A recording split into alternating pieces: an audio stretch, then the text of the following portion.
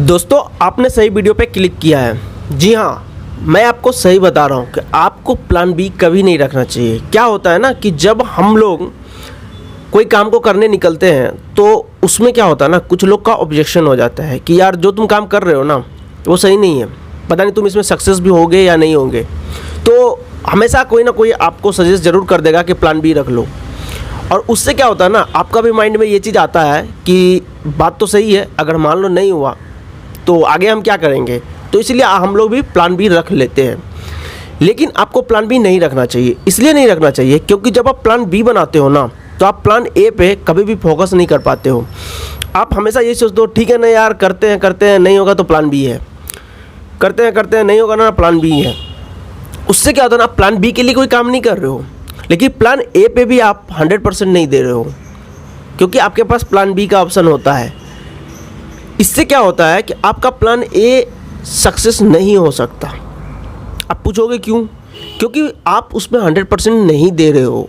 और देखो, in case अगर वो फेल हो जाता है, होना ही है क्योंकि आप 100% नहीं दे रहे हो, तो आपके पास प्लान बी के लिए भी आपके पास कोई नॉलेज नहीं है। क्योंकि आप प्लान ए के लिए थोड़ा बहुत जो भी एफर्ट डाल रहे थे, 80% 90% जो भी एफर्ट डाल रहे थे वो प्लान ए के लिए डाल रहे थे, वो तो सक्सेस हुआ नहीं, वो तो आपको अचीव मिला नहीं। तो आपको अब क्या हुआ, प्लान बी में आए। प्लान बी क्या, ऑलरेडी आपके पास प्लान बी है लेकिन आपको उसके पास नॉलेज नहीं है, तो आप प्लान बी भी अचीव नहीं कर पाओगे, तो उसमें भी आप अनसक्सेसफुल हो जाओगे।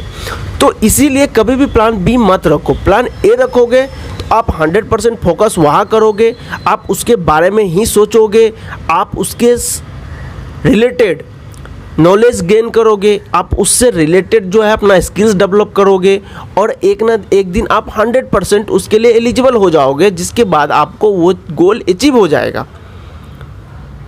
एम आई राइट? तो जब तक आप 100% नहीं दोगे कोई चीज़ के लिए, वो अचीव हो ही नहीं सकता। आपको याद होगा कि जब अभी हम लोग वेट अपना जो मेज़र करने जाते हैं, देखना कहीं कहीं स्टेशन पे होता है या फिर कहीं आपको जिम के बाहर में नज़र आएगा, डॉक्टर के आगे नज़र आएगा कि आप वेट मेज़र करने जाओगे तो उसमें एक कॉइन डालना होता है। तो मान लो कि आपको 2 रुपये का कॉइन वहाँ डालना है, वो फिक्स है।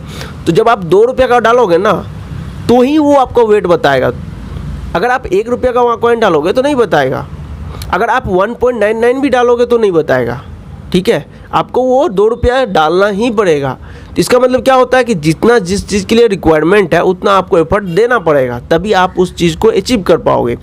तो अगर आप प्लान बी नहीं रखोगे तो आपका माइंड में ये चीज़ होगा कि भाई अब तो मुझे यही करना है, मेरे पास कोई अदर ऑप्शन है नहीं, और दुनिया वाले ने बोला था कि मुझे प्लान बी बना, हम तो बनाए नहीं, तो अब तो हम फंस चुके हैं, जो करना है यही करना है।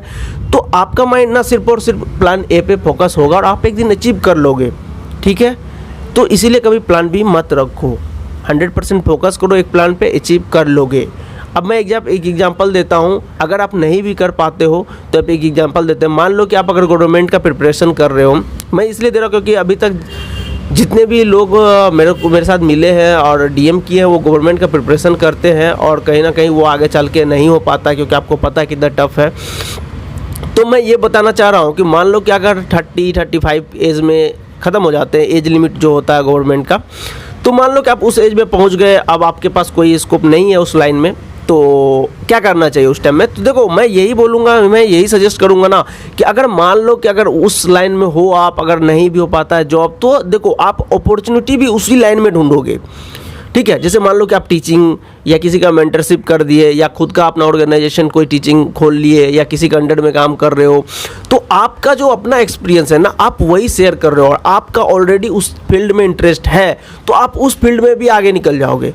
लेकिन अगर प्लान बी रखोगे तो आपका ये एक्सपीरियंस वहाँ काम नहीं आने वाला और यहाँ के लिए तो आप न्यू हो ही, वहाँ का 4-5 साल जो भी आप लगाए हो वो सब बर्बाद।